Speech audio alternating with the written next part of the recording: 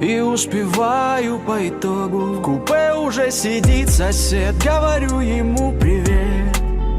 Разболтались с ним так, между прочим, сутки ехать напролет. Поезд тронулся вперед, а значит, время замутить перекусончик. У меня тут в нычке вареные яички, хлебушек, консервы, конечно, кура-гриль, маслята и лисички, килограмм клубнички, сосиски, колбаса и минералочки, бутыль. Еще к чаю есть ватрушки, тортик, вафли, сушки, чипсы взял похрустеть и попкорн, мармеладки, залипушки. Подъезжаем к Владивостоку. Уже?